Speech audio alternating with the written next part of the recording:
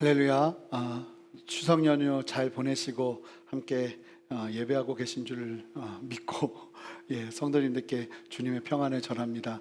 하나님께서 주시는 은혜와 사랑이 이곳 가운데 충만하기를 바라고, 여러분 오늘 특별히 좀 광고해 드린 것처럼 온가족 예배가 목요일에 저희가 함께 예배를 드리게 되는데요, 이 예배가 온 가족이라고 해서 가족이 없는 분들은 드릴 수 없는 것이 아니라 싱글분들이나 혼자 계신 분들도 꼭 같이 참여하셔서 함께 예배하는 시간입니다. 그래서 우리가 원래 이제 평소 같으면 매일매일마다 함께 예배하게 될 그 시간을 이렇게 온라인 예배로 드리게 됩니다. 그래서 온라인으로 하루를 그냥 정해서 우리가 다 같이 모이는 특별한 예배를 준비했으니까요, 성도님들께서 기억해 주시고 함께 예배해 주시면 감사하겠습니다.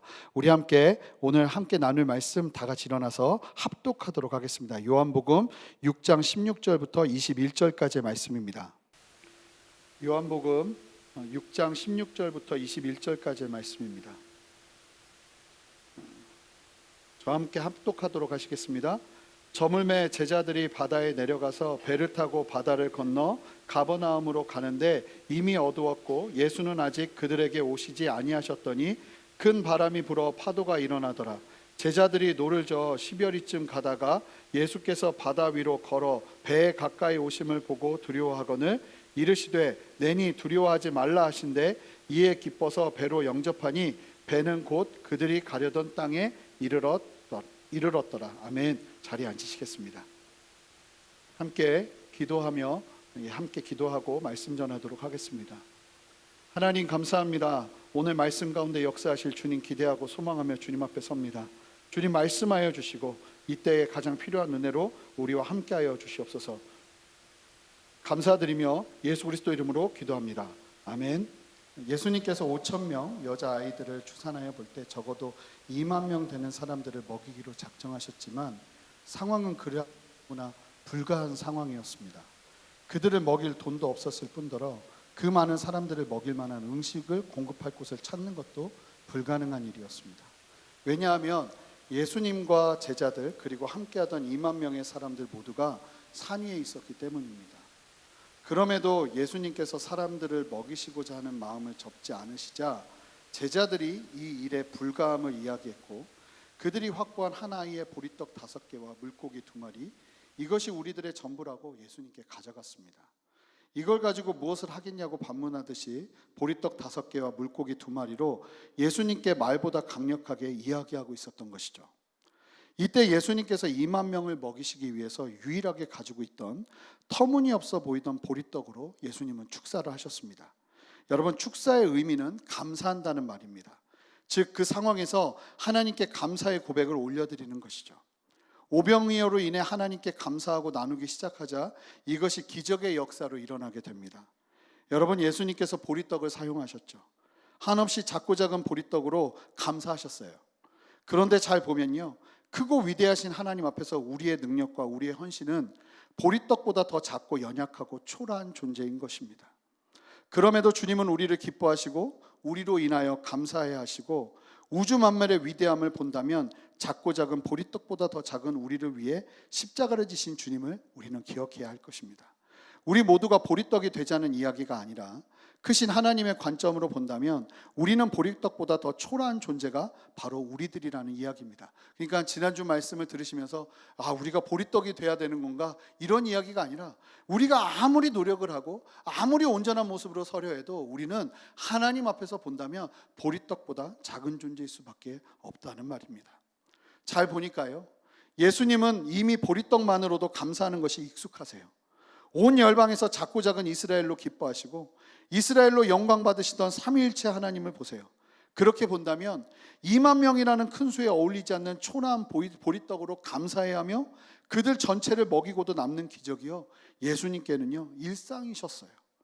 온 열방을 구원하시기 위해 예수님께서 12명으로 기뻐하시고 그들을 세우시자 그들은 사람이 감당할 수 없는 하나님의 기적의 역사의 주인공들이 되기 시작합니다.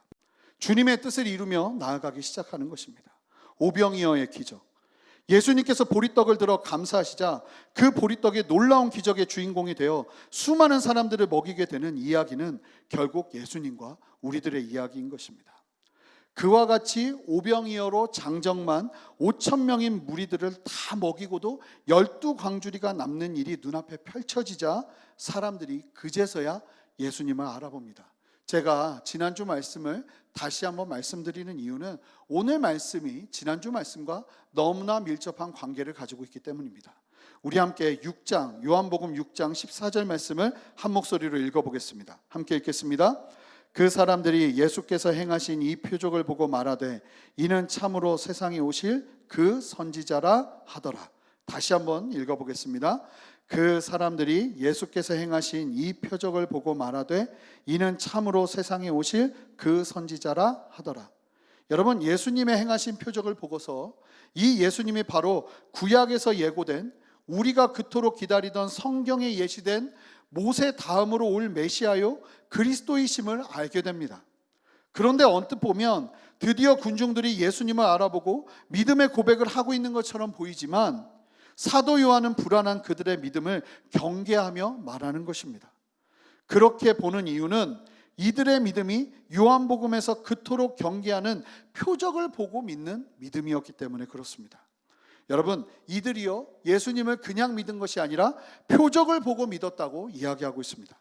자신들의 필요를 채워주기 위해 존재하는 하나님, 자신을 위해 존재하는 하나님에 대한 이해를 기반으로 한 신앙으로 이어졌다는 것입니다. 이런 신앙은요 하나님만 바뀔 뿐이지 철저하게 자기를 위해 세운 우상을 섬기는 것과 다름없는 신앙임을 우리는 기억해야 합니다. 여러분, 요한복음 6장 15절은 표적을 보고 믿은 믿음이 가져오는 결과를 아주 적나라하게 보여줍니다. 우리가 14절 말씀 읽었는데 표적을 보고 예수님이 바로 선지자시구나, 구약에서 예언된 메시아구나 하는 것이 믿어지자, 그러자 바로 그 표적을 보고 믿는 믿음으로 나오는 반응이 15절에 표현이 됩니다. 우리 함께 15절 말씀 읽어보겠습니다. 함께 읽겠습니다. 그러므로 예수께서 그들이 와서 자기를 억지로 붙들어 임금으로 삼으려는 줄 아시고 다시 혼자 산으로 떠나 가시니라. 여러분 보세요. 바로 오병이어 기적을 통해서 예수님을 메시아로 바라보기 시작하는 사람들이 하려고 하는 일을 보십시오. 그들이 하려고 하는 일이 무엇인가요? 여러분, 구약 성경에서는요 끊임없이 보여주는 모습이 있는데요, 특징이 뭐냐면 온전하게 하나님의 영광을 보잖아요. 하나님을 만나는 사람들이 가지고 있는, 보여주는, 나타내는 특징이 뭐냐면 자신의 어떠함은 볼 겨를이 없습니다. 어떻게 하냐면 무조건 그냥 엎드립니다. 두려운 마음에 철저하게 하나님 앞에 부복하고 하나님은 그들에게 말씀하십니다. 모세를 보세요, 이사야를 보세요, 엘리야를 보세요. 순종의 답일 수밖에 없는 철저한 엎드림이에요. 하나님의 하나님 되심, 주 되심을 온전하게 경험할 때 나오는 반응이 그러하다는 것입니다. 여러분, 로드십이라고 하는데, 로드십이라는 의미가 사실은 우리나라 한국말로 표현하면 뭐 주되심 이렇게 표현하지만 정확하게 본다면 주님의 주되심을 인정하고 나아가는 삶의 태도를 의미합니다. 이 로드십이요 주님을 정확하게 만나게 되면 온전하게 세워지는 게 정상입니다. 그런데 자 보시면 요한복음 6장 15절에서 나오는 이 고백, 이 이야기를 보시면 사람들이 예수님을 기적을 통해서 보고 나서 이건 사람이 할 수 있는 일이 아니에요. 하나님의 신적 권능이 보여진 거예요. 떡 5덩이와 물고기 2마리로 사람들을 먹이기 시작하는데 이것으로 2만 명을 먹이게 되는 일을 사람들이 눈으로 직접 봤어요. 분명히 우리에겐 가진 것이 없었고 돈도 없었고 아무것도 없었고 오직 오병이요 떡 5덩이와 보리떡 5덩이와 물고기 2마리밖에 없었어요. 근데 그것으로 나누자 하나님의 권능이 드러났습니다. 그것을 통해서 사람들이 예수님을 믿기 시작했어요. 바라보기 시작했어요. 그런데 이들의 반응이요 이상해요. 예수님이 그리스도라는 사실, 표적을 통해서 믿게 되자 예수님의 하나님 되심, 예수님 앞에 엎드리는 모습은요 찾아볼래야 찾아볼 수가 없습니다. 뭐 하고 있죠? 그렇습니다. 억지로 붙들어서 자신들이 원하는, 자신들의 목마름을 채워줄 임금으로 예수님을 삼으려 합니다. 마치 하나님을요, 하나님이신 예수님을요 황금알 낳는 거위 수준으로 대하려 하고 있다는 말입니다. 그런데 여러분 잘 보시면 어쩌면 우리의 신앙이 이와 같을 수 있습니다. 예수님을 억지로 임금 삼으려는 사람들 같을 수 있다는 말입니다. 예수님의 표적을 통해서 놀라운 분이라는 사실을 경험했어요. 그러자 바로 예수님 앞에서 무엇을 하기 시작합니까?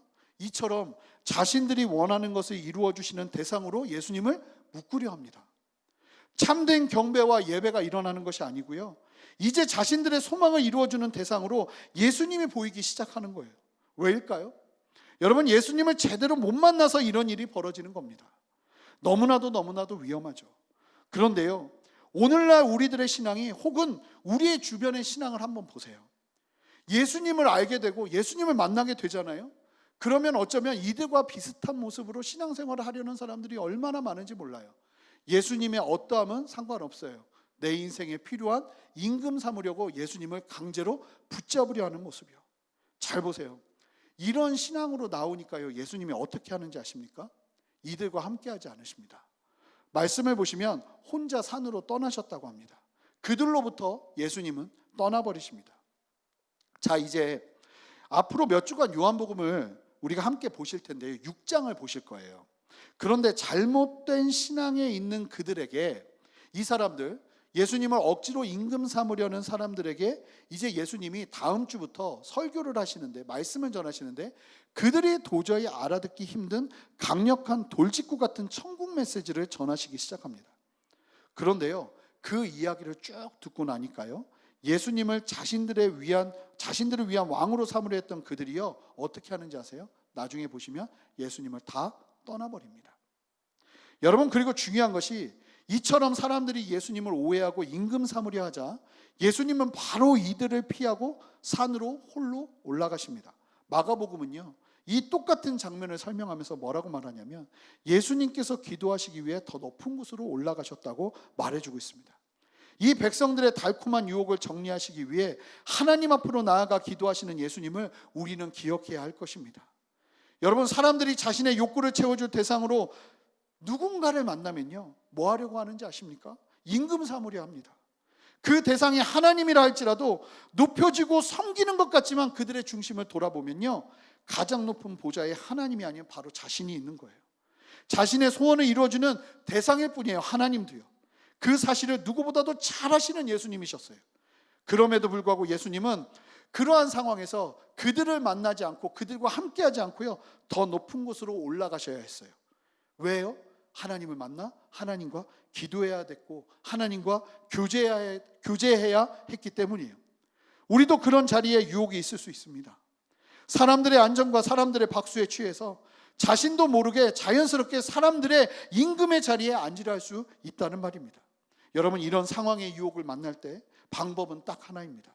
예수님처럼 더 높은 산으로 올라가 하나님과 나만의 시간을 갖는 것입니다. 여러분, 하나님을 만나면요, 제자리를 찾죠. 위치 파악 정확하게 됩니다. 이 말씀이 참 도전이 됩니다. 그래서 저도 기억하면서 언제나 이 목회 자리에 있는 사람들은 일정 기간마다 하나님을 만나기 위해서 더 깊은 자리로 들어가는 시간들이 필요하겠구나 하는 생각을 하게 되고, 저도 다짐하는 시간을 가졌어요. 예수님도 그리하시는 모범을 보이시는데 하물며 우리들은 더 엎드려야겠죠. 그렇게 예수님께서 무리들을 두고 혼자 산으로 올라가시고 난 후에 바로 그날 밤에 일어나는 사건이 오늘 본문입니다. 그런데 지금까지 나눈 내용들을 여러분들이 잘 이해하시면서 오늘 본문을 보실 필요가 있습니다. 왜냐하면 제가 왜 이렇게 서두에서 이 설명을 이렇게 길게 장황하게 했냐면, 오늘 본문은요, 바다 위로 걸어오시는 예수님에 관한 이야기예요. 이 기적 또한 우리에게는 너무나 잘 알려진 예수님의 표적이었죠. 마태복음 14장과 마가복음 6장에서도 이 내용을 동일하게 다루고 있습니다. 마태복음과 마가복음에서 다루는 이 물 위를 걸어오신 예수님에 대한 이야기를 보면 워낙 이 이야기가 너무나 많은 메시지를 전해줄 수 있는 내용이기에 아주 디테일하게 설명하고 있어요. 특별히 물 위를 걸어오시는 예수님만큼이나 그 물 위를 함께 걷는 베드로의 이야기, 그리고 그 가운데서 믿음을 가르쳐 주시는 예수님의 이야기들이 정말 놀랍게 전해주고 있다는 말입니다. 그런데 제가 이 말씀을 준비하려고 요한복음을 보는데요, 이 바다 위로 걸어오시는 예수님을 이래도 되나 싶을 정도로 담백하게 소개하고 있습니다. 우리가 지금 합독했잖아요. 이 내용 자체를 그냥 다 같이 합독해서 읽어도 될 정도로 굉장히 짧게 설명하고 있어요. 요한복음 7개의 예수님 표적이 소개된다고 말씀드렸는데 이게 5번째 표적이거든요. 그런데 잘 보시면 이 표적이요, 오늘 5번째 이 무리를 걸어오시는 예수님의 이야기가 가장 짧게 설명이 돼요. 오늘 소개되는 무리를 걸으신 표적이 가장 짧고 정말 간단하게 설명되고 있고, 이래도 되나 싶게, 그러면서 강조되는 분명한 강조점이 아주 분명하게 이 말씀 속에 담겨져 있어요. 여러분, 이 강조점을 찾는 게 오늘 본문의 핵심입니다. 여러분, 함께 살펴볼 텐데요, 예수님께서 무리를 뒤로하고 더 높은 산으로 올라가실 때 제자들은 갈릴리 동편 베세다에서 서편 가버나움 쪽으로 가기 위해서 배를 타고 갈릴리 바다를 건너십니다. 우리 함께 이제 오늘 본문 말씀 함께 살펴볼 텐데 16절 말씀 읽어보겠습니다. 함께 읽겠습니다. 저물매 제자들이 바다에 내려가서, 자, 이제 예수님의 제자들만 예수님 없이 바다로 내려가고 있습니다. 무엇 후에요? 오병이어 기적 후에요. 여러분, 지금 이 상황에서 2만 명이 넘는 사람들이 산 위에까지 올라와서 예수님의 기적을 보고 예수님을 자신들의 임금 삼으려 합니다. 이 소문이 퍼지고 나면서 더 많은 사람들이 예수님을 임금 삼으려 하게 됩니다. 자, 이제 오늘 본문 후에 가버나움에 예수님이 도착하시거든요. 그때 사람들이요, 온 갈릴리 주변 지역을 다 뒤집니다. 그러면서 예수님을 찾아다녀요. 그러니 엄청난 사람들이 예수님을 임금 삼으려 하는 상황인 것이죠. 이 엄청난 모드에서 질문 한번 드려보겠습니다. 가장 흥분했을 사람들이 누구일까요? 아마 예수님의 제자들이었을 것입니다. 바로 이 예수님의 제자들, 그들은요, 군중들이 예수님을 임금 삼으려 하는 그 예수님의 제자로 선출된 사람들이니까 이 사람들은요, 엄청난 기대를 가지기 시작했을 거예요. 군중들이 예수님을 억지로 붙잡아 임금 삼으려 할 때 제자들이 저지했다거나 막았다거나 예수님을 보호했다는 특별한 언급이 어디에도 설명되어 있지 않아요. 그들도요, 별반 다를 것이 없었다고 볼 수 있습니다. 여러분, 지금 제자들이요, 얼마나 흥분했겠어요. 임금될 예수님의 제자가 된 이들이 가지는 기대가 어땠을까요? 그리고 누구보다 그 기적의 역사의 중심에서 기적을 직접 체험했잖아요. 그런 제자들이요, 바다로 갑니다. 다른 복음서를 보면 예수님께서 건너편으로 가라고 명령하셨음을 알 수 있어요.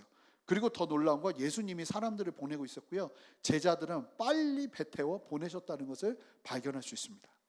그렇게 예수님의 명령을 따라 건너편으로 가고 있었던 거예요. 여러분, 배를 타고 우리 17절 말씀 한 목소리로 읽어보겠습니다. 함께 읽겠습니다. 배를 타고 바다를 건너 가버나움으로 가는데 이미 어두웠고 예수는 아직 그들에게 오시지 아니하셨더니. 여러분, 배를 타고 가버나움으로 가는데 뭐라고 설명하냐면 날이 이미 어두웠답니다. 여러분, 갈릴리 바다는 이제 18절을 보시면 아시겠지만 밤에 이동을 하지 않습니다. 왜냐하면 기후 변화가 너무나 급격하게 일어나는 곳이 바로 갈릴리 바다예요. 그렇기 때문에 어두운 밤에 이 갈릴리 바다, 날씨를 예측할 수 없는 상황에서 갈릴리 바다를 건넌다는 것은 아주 위험한 일이었습니다. 이미 날이 어두웠고 예수님은 아직 그들과 함께 계시지 않았습니다. 날도 어두운데 배를 타고 보내는 것이나 예수님께서 이 상황에서 동행하지 않으신다는 사실, 모두가 일반적인 모습은 아님을 분명하게 우리에게 말해주고 있습니다. 우리 18절 말씀 읽어보겠습니다. 함께 읽겠습니다. 큰 바람이 불어 파도가 일어나더라. 여러분, 게다가 갈릴리 바다는요, 원래 지중해 해수면 기준으로요 210m 정도가 낮대요. 그러니까 일반 바다보다 이 해수면이 굉장히 낮고, 또 지역이 어떠냐면 남동쪽으로는 고원지대에 차가운 공기가 있고 덥고 습한 지역의 공기가 만나는 곳이 갈릴리 지역이래요. 그래서 이 기압의 변화에 따라 큰 파도가 수도 없이 일어나는 곳이 갈릴리랍니다. 그래서 저도 이 들은 이야기인데, 이 갈릴리로 성지순례 간 분들이 이 날씨 좋은 날에 갈릴리 호수를 다닐 수 있는 건 굉장히 이렇게 어떻게 보면 럭키한 거라고, 운이 좋은 거라 뭐 이렇게 이야기하는 것까지 전 들은 적이 있습니다. 보면은 그만큼 기후 변화에 예측을 하기가 어려운 곳이 바로 갈릴리 바다예요. 그런데 그 예측하기 어려운 밤에 배를 타고 이동하는 게 일상적이지 않았는데 하필 한참을 갈릴리 바다를 이동하는 중에 큰 파도가 일어난 것입니다. 여러분 기억하시기 바랍니다. 언제나 설교 때도 자주 말씀드렸지만 주님께서 분명하게 말씀하신 걸음을 정확하게 걸어가도요, 큰 파도를 만난다는 사실을 기억하시는 여러분 되시기를 주님의 이름으로 축복합니다. 하나님의 이끄심은요, 우리의 머리로 계산하거나 예상할 수 있는 것이 아닙니다. 그저 하나님과 친밀함을 유지하며 동행하는 것이 생명인 것이에요. 우리 함께 19절 말씀 읽어보겠습니다. 함께 읽겠습니다. 제자들이 노를 저어 10여리쯤 가다가 예수께서 바다 위로 걸어 배에 가까이 오심을 보고 두려워하거늘. 여러분, 그런 폭풍 속에서, 풍랑 속에서 제자들이 노를 저어 약 4km의 거리를 이동했습니다. 여러분, 갈릴리 호수가 폭을 생각한다면 약 폭으로 8km 정도가 된다고 하니까 딱 갈릴리 호수의 중앙 지점입니다. 이 절반 정도의 거리를요, 일상의 바다에서 노저으며 이동한 게 아닙니다. 폭풍 속에서 노를 저으며 이동한 거예요. 적어도 몇 시간에 걸친 생존을 건 이동이었을 것입니다. 여러분, 다른 복음서의 기록을 보시면 아시겠지만 풍랑 속에서의 심리의 거리를 노를 저어 간 후에 여러분, 마가복음 6장 48절을 보면요, 그 장면을 뭐라고 표현하냐면 제자들이 아주 힘겹게 노를 젓고 있었다고 이야기합니다. 거의 탈진일보 직전이었을 것입니다. 그렇게 한참을 가지고 노를 저어 가고 있는 중에 갑자기 누가 찾아오시는 거예요? 예수님께서 찾아오십니다. 그런데 찾아오시는 방식이 너무나 압권이에요. 무리를 걸어서 배에 가까이 다가오고 계시는 거예요. 물리적인 한계를 초월해서 이렇게 제자들에게 나타나고 계세요. 게다가 여기서요, 예수님께서 오심을 보고 두려워했다고 이야기하는데 19절 말씀 한번 띄워주시면, 여기서 예수님께서 오신다는 표현의 원어를 보니까요, 돌아다니듯이 오시는 거예요. 이게 무슨 얘기냐면요, 이 우리를 힘들게 하고 우리를 죽일 수 있다고 생각하는 이 풍랑을요, 예수님은요 마치 동네를 돌아다니듯이 어렵게 오고 계시는 게 아니고 마치 마을을 돌아다니듯이 그렇게 너무나도 여유 있게 오고 계시는 그 모습을 제자들이 본 거예요. 그런데 여기는 땅이면 이해할 텐데 여기는 바다 한가운데잖아요. 그러니 제자들이 기겁을 하고 두려워하죠. 다른 복음서를 보면 이 제자들이 예수님을 보자마자 뭐라고 합니까? 유령이다 합니다. 소리치며 두려워했다고 말해줍니다. 여러분 생각해 보세요. 바로 전에, 하루도 채 지나기 전에 오병이어 사건을 경험했습니다. 왜? 주님께서 하시는 그 놀라운 일들을 이들은 직접 나누면서 그것을 경험했던 사람들이에요. 그런데 그러고 난 다음에 누가 명령해서 가는 길이죠? 조금 전에도 예수님이 먹이시겠다고 하는데 자기들이 안 된다고 했다가 예수님이 먹이시는 기적을 봤잖아요. 예수님께서 가라고 하시는 걸음이었어요. 그 가라고 하시는 걸음에서 풍랑을 만났잖아요. 근데 그 가운데서 예수님이 오시면 적어도 기적이 주는 힘이 있다면 예수님을 바라보고 예수님이구나 하고 반갑게 외쳐야 될 텐데, 사람들이요, 잘 보면 마가복음은 뭐라고 이야기하냐면 오병이어의 기적은 거의 잊어버렸다고 설명을 해요. 이 고난이 오니까요, 풍랑이 오니까요, 그들이 그렇게 흥분했고 그들이 그렇게 믿었던 기적의 믿음은요, 그러니까 하루도 채 지나지 않아서 고난과 풍랑 속에서 몇 시간 동안 고생하고 나니까요, 거의 마음속에서 다 사라져요. 예수님을 바라보자요, 두려운 마음밖에 일어나지 않아요. 여러분 충분히 예상되고 그럴 만한 상황이긴 하죠. 그때 예수님께서 제자들에게 말씀하시는데 20절이 포인트입니다. 우리 함께 20절 말씀을 한 목소리로 크게 읽어보겠습니다. 함께 읽겠습니다. 이르시되 내니 두려워하지 말라 하신대. 여러분 여기서 예수님께서 제자들이 두려워하는 모습을 보시면서 뭐라고 말씀하시냐면 나다라고 말씀하세요. 그런데 이게 나다라고 말하는, 내니라고 말하고 나니까 한글 성경으로 보니까 이게 감동이 잘 안 오는데요, 여기서 예수님이 나다라고 말씀하실 때 그 표현을 원어로 보면 에고에임이라는 뜻이에요. 에고에임이. 이 에고에임이는 요한복음에서 언제만 사용되냐면요, 예수님이 하나님이심을 설명하실 때, 예수님께서 하나님 되심을 설명하실 때 사용하는 예수님만의 표현 방식이 에고에임이에요. 그런데 지금 풍랑을 걸어오시는 예수님께서 이 제자들 앞에 조금 전에 오병이어의 기적을 받고 예수님의 그 살아계심을 보았던 제자들 앞에 무엇을 강조하고 계시냐면 내가 바로 하나님인 예수다라는 것을 말씀하고 계신다는 거예요. 여러분, 구약으로 가면요, 이 에고에임이라는 표현 방식이 어디서 설명되느냐? 하나님께서요, 모세를 만날 때 나는 스스로 있는 자다, 에고에임이에요. 여러분, 이렇게 하나님께서 하나님 되심을 드러낼 때, 나타내실 때 설명하는 말이 에고에임이에요. 요한복음에서는요, 이미 요한복음 4장 26절에 사마리아 여인에게 예수님의 그리스도요 메시아 되심을 설명하기 위해 내가 바로 그다 라고 설명할 때 사용된 말이 에고에임이었어요. 여러분, 그 에고에임이라는 말을 이 풍랑 속에서 제자들에게 물리적인 모든 법칙을 뛰어넘어서, 한계를 뛰어넘어서 물 위를 걸어오시면서 에고에이미를 하나님께서 지금 예수님께서 외치고 계세요. 너희들이 삼으려는 임금? 아니, 나는 스스로 있는 하나님임을, 온 땅을 다스리는 풍랑을 거르시는 모든 만물을 다스리시는 하나님이심을 나타내 보여주고 계시는 거예요. 그리고는 말씀하십니다. 두려워 마라. 할렐루야. 여러분, 나다, 두려워 마라, 이걸로 끝인 거예요. 여러분, 예수님의 하나님 되심이 우리 앞에 선명하게 드러나고 주님의 두려워 말라는 뜻이 있는 순간 모든 상황은 정리되는 것입니다. 아무리 풍랑이 있고 아무리 어려워도 주님이 우리를 찾아와 에고에이미를 외치시고 하나님의 주되심을 보여주시고, 그리고 주님께서 두려워 말라 말씀하시면 그때부터 우리의 문제와 우리의 풍랑은 더 이상 문제가 되어지지 않는 것이라는 것입니다. 21절 말씀을 한 목소리로 읽어보겠습니다. 함께 읽겠습니다. 이에 기뻐서 배로 영접하니 배는 곧 그들이 가려던 땅에 이르렀더라.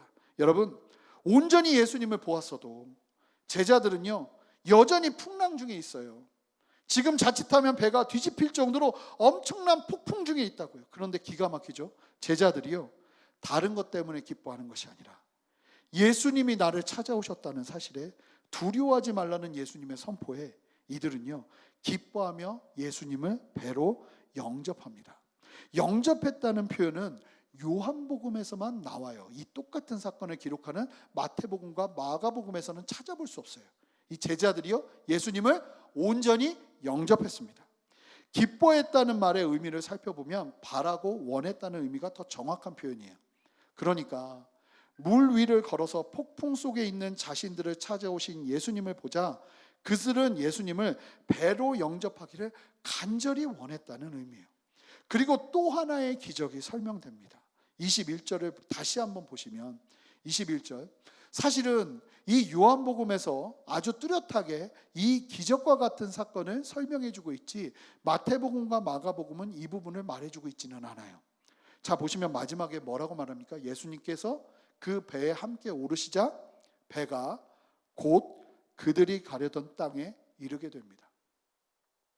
이것을 어떻게 설명해야 될지는 모르겠지만 예수님이 함께 하시자 절반의 거리 4km가 남았음에도 불구하고 그들이 건너야 됐던 그 모든 미션이 예수님과 함께 완성되었다는 것입니다. 풍랑의 문제는 더 이상 예수님이 함께 하시자 그들에게 문제가 되지 않았다는 거예요. 잘 보시면 사랑하는 성도 여러분, 지난주 오병이어로 장정 5,000명을 먹이신 사건과 오늘 본문에 무리를 걸어오신 예수님의 사건이 유사한 점들이 너무나 많습니다. 그리고 그것을 강조하기라도 하듯이 요한복음은 이 두 가지 표적을요 같은 곳에서 동시에 소개하고 있어요. 보시면 이 오병이어 사건과 오늘 본문 사건의 공통점들을 좀 살펴볼 텐데, 첫 번째는 그 시작점이 같습니다. 무슨 이야기냐면 둘 다 예수님께서 원하셔서 순종했던 일들이에요. 오병이어도 예수님께서 먹이고 싶어 하셔서 일어난 일이었고, 오늘 본문도 예수님께서 제자들을 따로 밤에 배를 타고 갈릴리 건너편으로 가게 하셔서 일어난 일이에요. 둘 다 예수님께서 원하셔서 순종한 일이라는 겁니다. 자, 두 번째는 갈등점이 같아요.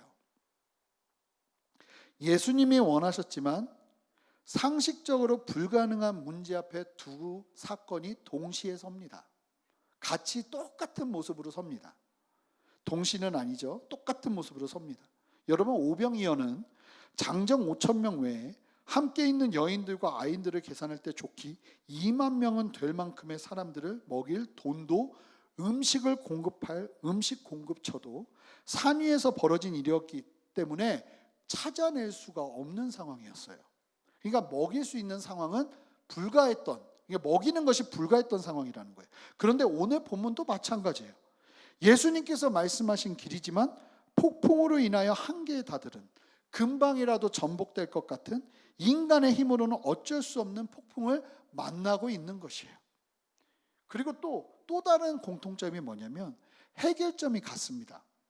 여러분, 오병이어는 예수님께서 떡 5덩이와 물고기 2마리로 감사하시고 나시자 물리적인 한계를 초월하여 기적이 일어납니다. 음식들이 점점 불어나 사람들이 배를 부를 정도로 먹게 되는 기적이 벌어진 것이죠. 온전한 예수님의 공급이었어요. 마치 만나처럼 말입니다. 아니, 그 이상이었어요. 그리하여 다 먹이고도 12광주리가 남는 해결책, 예수님께서 해결점이 되세요. 근데 오늘 본문도 마찬가지예요. 폭풍 중에 제자들은 그 자연의 섭리 속에서 할 수 있는 힘이라고는 하나도 없죠. 그 폭풍을 멈추게 할 수 있는 능력도 없어요. 그 폭풍을 거스르고 건너갈 수 있는 힘도 탈취된 상태예요. 여러분, 그렇게 자신들의 힘으로는 어찌할 수 없는, 예수님께서 말씀하셨는데 그런 상황을 만났죠. 그런데 폭풍 중에 예수님은 물리적인 한계를 초월해서 예수님의 신성을 드러내시며 물 위를 걸어 폭풍 속으로 찾아오셨습니다. 그리고 예수님을 영접하고 배에 오시자 풍랑이 잠잠해지고 곧 배가 목적지에 도착하는 기적을 경험하기 시작합니다. 여러분, 이렇게 똑같은 유사한 사건인데요, 무엇이 다른지 아십니까? 오병이어 사건과 오늘 물 위를 걸어오신 예수님의 사건은요, 결과가 다릅니다. 여러분, 어떤 결과가 다르냐? 오병이어는 아시는 것처럼 기적을 통해서 예수님이 구약에 예언된 선지자라는 그 믿음이 그들 안에 일어나자 여러분, 어떤 결과가 일어납니까? 예수님을 자신들이 원하는 임금 삼으려고 억지로 예수님을 붙잡기 시작합니다. 그러자 예수님은 이들을 떠나시죠. 여러분, 오늘 본문에 물 위를 걸어오신 예수님의 사건을 보시면 결과가 오병이어와 첨예하게 다릅니다. 폭풍 속을 걸어오신 예수님의 기적을 제자들이 직접 경험하고 제자들이 예수님의 하나님 되심을 기적 속에서 경험하자 그들은 그저 예수님을 영접하고자 합니다. 기뻐하며 간절히 예수님을 원하죠. 기적의 주인공이신 예수님을 그대로 받아들이고 그러자 예수님은 그들과 한 배에 타시고 그렇게 예수님께서 함께 하시자 곧 그들이 가려던 목적지에 곧바로 도착하게 되는 놀라운 기적을 경험하게 됩니다. 결국은요, 이 오병이어 사건과 물 위를 걸어오신 예수님의 사건, 그 기적의 똑같은 기적을 본 상황 속에서 어떤 차이가 드러나냐면 오병이어에서 드러나는 신앙은요, 나의 필요를 채워주는 예수님께 집중된 신앙이에요. 그런데 오늘 본문에서 보여지는 신앙은요, 예수님의 주되심을 온전히 믿게 되어서 그냥 예수님을 영접한 신앙이에요. 예수님과 함께하는 신앙이에요. 여러분, 이 차이예요. 여러분, 우리들의 신앙은 어떻습니까? 생각보다 많은 사람들이 전자의 신앙을 가지고 있지는 않나요? 여러분, 그런데 나의 필요를 채우기 위해 강제로라도 붙잡고 싶은 예수님의 능력을 붙잡고 싶은 그 신앙은요, 예수님이 함께하지 않으세요. 여러분, 떠나십니다. 아니요, 6장 전체의 말씀을 보시면 알겠지만 결국은요, 필요에 집중된 신앙을 가진 사람은요, 자신들의 필요와 상관없는 예수님이 부담스러워서요, 결국은 예수님을 떠나버립니다. 결국은 기적을 보고 자신의 필요를 채워주는 예수님을 바라보는 신앙은요, 믿음 없는 것인 것입니다. 로마서 10장 9절부터 10절까지의 말씀을 한 목소리로 읽어보겠습니다. 함께 읽겠습니다. 내가 만일 내 입으로 예수를 주로 시인하며 또 하나님께서 그를 죽은 자 가운데서 살리신 것을 내 마음에 믿으면 구원을 받으리라. 사람이 마음에 믿어 의에 이르고 입으로 시인하여 구원에 이르느니라. 여러분, 복음은 로마서 10장 9절부터 10절까지의 이 말씀을 통해서 복음이 무엇인가, 구원이 무엇인가를 정확하게 이야기해 주는데요, 두 가지를 믿는 믿음과 그리고 한 가지를 시인하며 사는 삶, 이것이 합쳐질 때 구원이라고 말해주고 있어요. 두 가지의 믿음은 첫 번째, 예수님의 십자가의 죽음을 믿는 것입니다. 우리의 죄를 위해서. 두 번째, 예수님의 부활을 믿는 것입니다.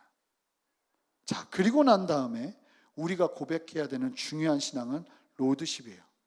주님의 주되심을 고백하며 나아가는 신앙 말입니다. 이 세 가지가 온전함을 이룰 때 얻게 되는 구원이 바로 복음이에요. 입으로 예수님을 주인, 나의 주라고 시인하면서 예수님의 죽으심과 부활하심, 즉 예수 그리스도의 십자가의 죽음과 부활을 믿으면 구원을 받는다는 게 복음이라는 거예요. 즉 입으로 예수님의 주되심을 시인하게 되는 게 믿음이에요. 구원받는 믿음은요, 에고 에이미를 외치시는 주님을 만나야 이루어지는 것이라는 거예요. 사랑하는 성도 여러분, 어쩌면 우리에게 정말 급하고 필요한 것이 지금의 상황에서 우리의 문제를 해결하기 위해 억지로 붙잡으며 예수님과 씨름하는 것이 아니라 예수님을 내 삶의 배에 함께 모시기 위해 전심으로 환영하고 예수님을 영접하고 그저 예수님이 우리의 배에 함께 하시기를 바라는 신앙이 우리에게 필요하지 않을까요? 저는 이것을 예수님을 훼손하지 않는 신앙이라고 말하고 싶어요.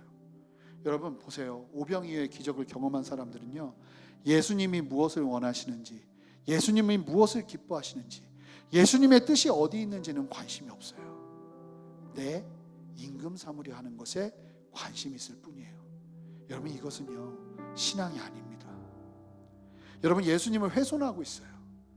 여러분 오늘 무리를 걸어오시는 예수님을 보자 제자들이 어떻게 합니까? 그냥 예수님을 영접하는 거예요. 예수님 그분을 모셔드리는 거예요. 그분 앞에 내가 바라는 예수님 상을 끼워 넣는 것이 아니라 그저 그 절대적인 예수님의 그 위엄을 바라보자 그들이요 할 수 있는 전부는 예수님을 기뻐하면서 모시는 것이 전부였다는 거예요. 여러분 예수님을 나의 기준과 필요에 짜맞추는 신앙이 아니라 예수님을 있는 그대로 바라보며 영접하는 신앙. 여러분 이 요한복음은요 아주 놀랍게 이 오병이어의 기적 다음에 예수님의 무리를 걸어오시는 기적을 아주 담백하게 설명하면서 다른 것 이야기하지 않아요. 예수님의 주되심. 예수님은 우리의 임금 삼으려는 그런 수준의 분이 아니라 무리를 걸으시고 모든 상황과 한계를 뛰어넘으시며 우리의 주 되시고 만왕의 왕 되신 분이 바로 예수님이시라는 사실을 명확하게 우리에게 보여주고 계세요. 아무리 우리가 억지로 예수님을 붙잡아서 임금 삼으려 해도 그분은 우리의 주요, 우리의 왕이시오, 우리의 전부 되신 분이시라는 것을 이 무리를 걷는 예수님의 사건을 통해서 보여주고 계시는 것 같다는 거예요. 여러분 그러므로 우리에게 필요한 것은요 사실은 다른 무엇보다 에고 에이미를 외치시는 주님의 주되심을 온전하게 경험하는 것이 우리에게 필요한 줄 믿습니다. 여러분 그러므로 나에게 에고 에이미를 외치시는 주님을 더 깊이 만나는 만남을 허락해달라고 기도하는 우리들이 필요합니다. 그러면요 우리가 주님 저 주님 만나고 싶습니다. 오늘 이렇게 풍랑을 걸어오시면서 제자들에게 에고 에이미를 외치셨던 주님을 나도 만나고 싶습니다. 그렇게 최선을 다해 우리가 주님 앞에 기도하기 시작하잖아요. 그럼 주님은 우리를 찾아오실 거예요. 여러분 믿으십니까? 잘 보세요. 여러분 광야에서 사탄이 예수님을 시험하실 때요 40일을 주지신 예수님께 첫 번째로 한 시험이 무엇이었나요? 하나님의 아들이거든 이 돌들을 떡덩이 되게 해서 너의 주림을 채우라고 했죠. 쉽게 말하면 세상의 물리적인 법칙, 세상의 한계를 뛰어넘어서 예수님의 필요를 위해서 돌을 떡이 되게 해서 먹으라는 거예요. 네가 하나님의 아들이거든. 예수님은요 그 유혹 속에서 예수님 자신을 위해서 이와 같이 물리적인 한계를 벗어나 돌을 떡이 되게 하는 일을 행하지 않으셨어요. 그런데요 오늘 말씀을 보니까 예수님이 물리적인 한계를 벗어나고 계세요. 하나님의 아들로서의 권위를 명확하게 보이시기 위해서 무리를 걷고 계세요.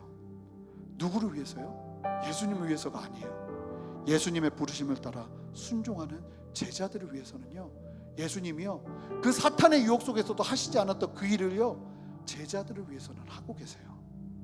모든 물리적인 한계를 벗어나 무리를 걸으며 폭풍 속으로 찾아오시는 예수님이세요.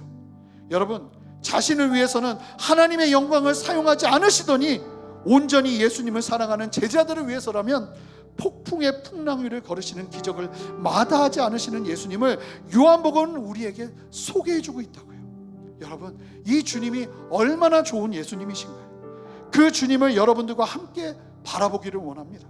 여러분 우리가 말씀에서 순종함에도 겪는 풍랑을 그냥 바라보고 계시지 않을 거예요. 예수님은요, 세상의 모든 한계를 벗어나면서 우리를 찾아오실 거라는 거예요. 그러니 여러분, 예수님의 말씀에 순종하며 서시는 여러분 되시기를 주님의 이름으로 축복합니다. 그 걸음 위에서 폭풍을 두려워하지 마세요. 예수님이 내 곁에 계시지 않는 것을 두려워하세요. 코로나의 폭풍과 시대적인 어려움, 그리고 내 삶에 찾아온 풍랑을 걸으며 우리를 찾으시는 예수님을 이 시간에 함께 만나는 저와 여러분 되시기를 주님의 이름으로 축복합니다. 오늘 말씀을 준비하는데요, 말씀을 이해하는 게 어려운 게 아니라 전하는 게 너무너무 힘들어요. 왜냐하면 여러분, 우리의 신앙이 정말 얼마나 많은 사람들이 이 오병이어를 경험한 사람들과 같은 신앙을 가지고 신앙생활을 합니까? 대부분이 처음 신앙생활 시작할 때 그 마음 가지고 해요. 내 소원 이루어주실 분, 내 목마름 채워주실 분. 그래서 억지로라도 예수님께 매달리면서 내 소원 이뤄달라 하죠. 그런데요, 이 요한복음이 우리가 그토록 원하는 그 신앙을요, 계속 거부하도록 강조하고 있어요. 그 신앙으로는 절대로 예수님 따라갈 수 없고, 결국은 요한복음 6장 계속 이제 우리가 볼 텐데요, 여러분 각오하셔야 됩니다. 다 떠납니다. 다 떠나. 예수님 다 떠나요. 어떤 신앙이냐면 예수님을 진짜 만나야 돼요.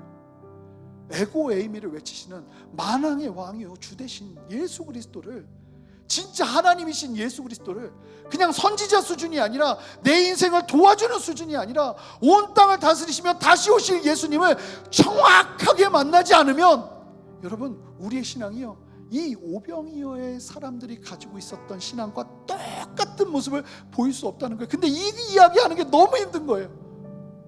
많은 사람들이 그 신앙 붙잡고 있어요. 그 신앙이 전부인 줄 알고 살고 있어요. 아니, 그게 없으면 내가 왜 예수님 믿어? 이런 이야기하면서 신앙생활을 하고 있어요. 그런데요, 여러분, 오늘 이 말씀을 함께 나누면서 저와 여러분들 안에, 이 믿음 안에 주님 앞에 다시 한번 굳건하게 서는 은혜가 있기를 원합니다. 하나님, 내가 그 기적의 하나님이 아니라 정말 에고 에이미를 외치시는 전지전능하신 하나님을 만나는 참된 믿음 위에 서는 신앙 갖기를 원합니다. 그냥 온전히 주님 영접하며 주님이 나와 동행하는 삶 살아내기를 원하오니 주님 우리 안에 역사하여 주시옵소서. 그 믿음 가지고 담대히 서는 저와 여러분 되시기를 주님의 이름으로 축복합니다. 우리 다 같이 일어서시겠습니다.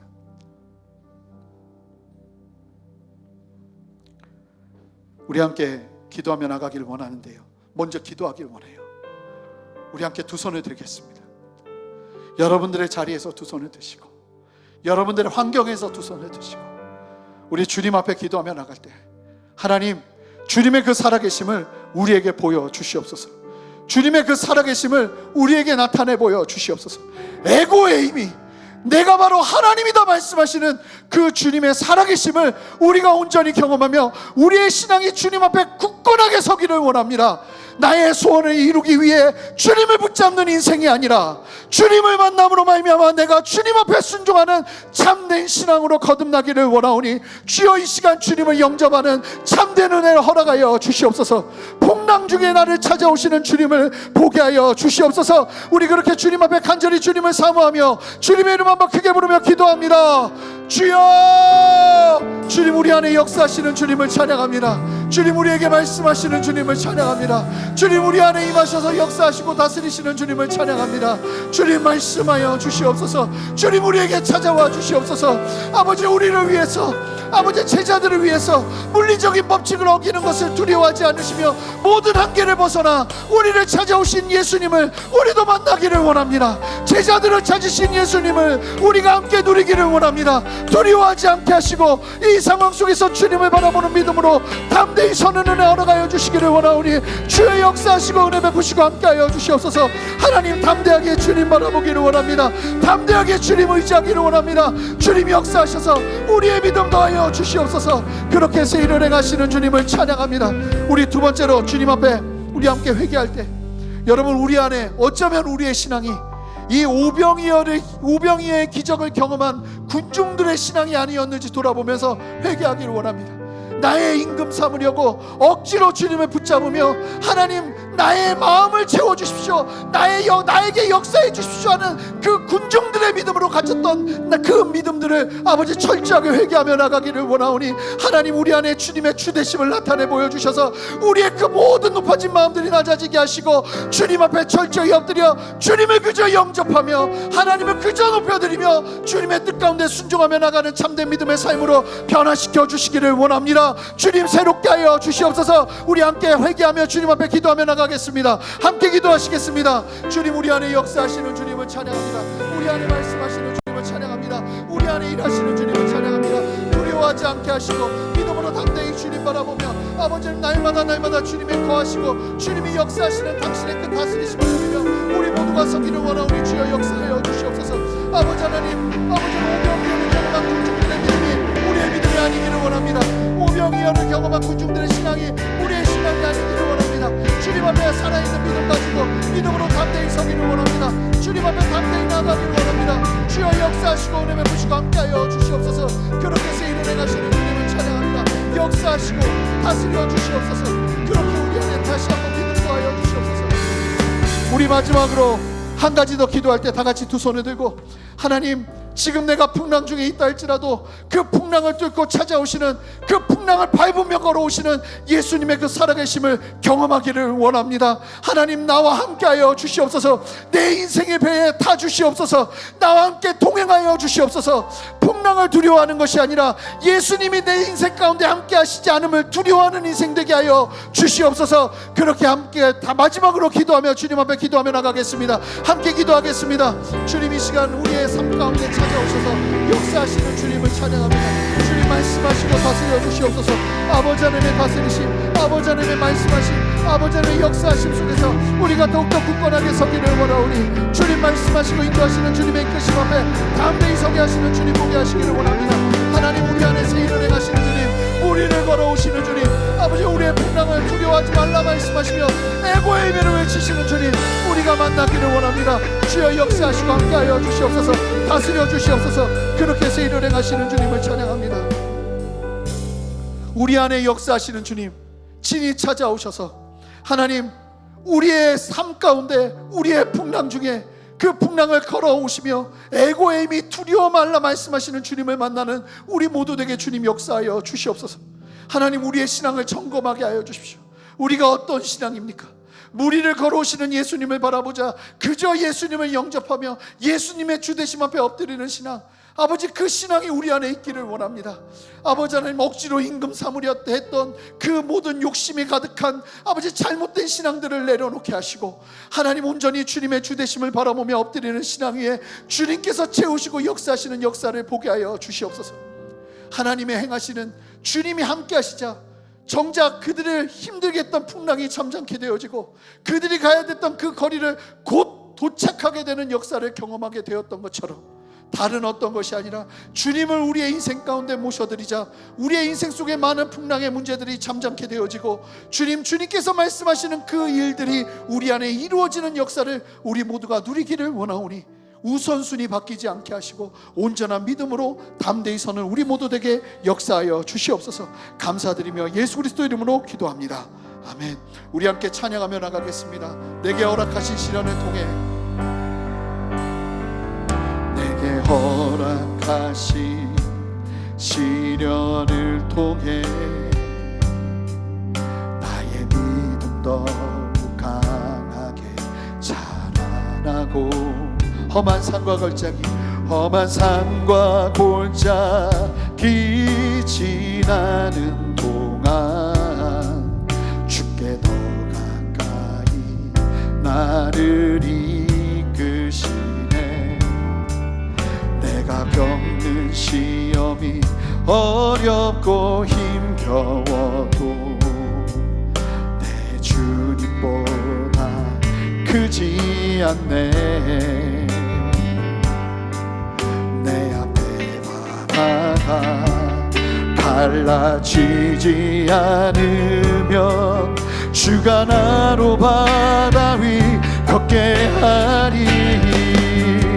나는 믿네. 주의 능력으로 내 삶 새롭게 되리. 나는 믿네. 아멘.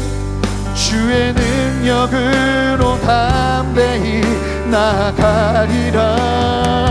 주와 함께 싸워 승리하리라. 날마다 믿음으로 나 살아. 나는 믿네. 할렐루야. 나는 믿네. 주의 능력으로 내 삶 새롭게 되리. 나는 믿네. 주의 능력으로 담대히 나아가리라. 주와 함께 싸워 승리하리라. 날마다 믿음으로 나 살아. 우리 두 손을 듭니다. 예수 우리 왕이여 선포합니다. 예수 우리 왕이여 이곳에 오소서. 보좌로 주여 임하사. 보좌로 주여 임하사 찬양을 받아 주소서. 주님을 찬양하. 주님을 경배하오니. 주님을 경배하. 왕이신 예수여. 왕이신 예수여 오셔서 좌정하사 다스리. 주님을 찬양하오니. 함께 고백합니다. 주님을 찬양하. 주를 경배하오니. 주님을 경배하오니. 왕이신 예수여 오셔서 좌정하사 다스리소서.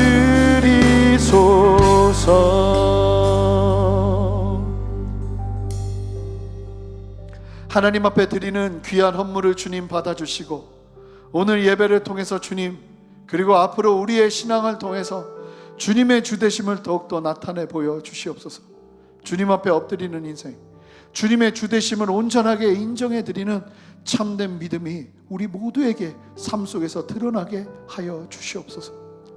이제는 우리 주 예수 그리스도의 크신 은혜와 아버지 하나님의 무한하신 사랑과 성령의 내주하심과 교통하심과 신실한 역사하심이 오늘 말씀을 기억하며 주님의 뜻 가운데 주님을 온전히 에고에임이 두려워 말라 말씀하시는 주님을 만남으로 말미암아 더 이상 나를 위한 주님이 아니라 주님을 위한 내 인생으로 온전하게 살아가기를 소망하는, 함께 예배하는 모든 성도님들과 성도님들의 가정과 직장과 삶의 모든 터전 위에, 순전한 교회와 이 땅의 모든 교회들과 이 나라와 온 열방 위에 이제로부터 영원토록 함께 하시기를 간절히 축원하옵나이다. 아멘.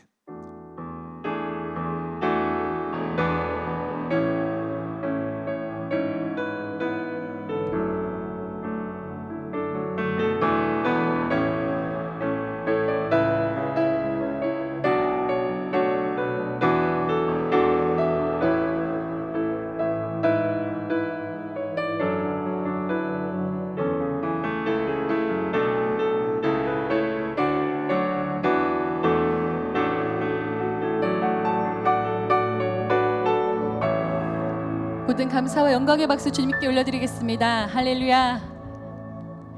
모든 예배를 마쳤습니다. 다음 이 시간에도 함께 예배하길 소망하며 한 주간도 주님의 이름으로 승리하시길 바랍니다.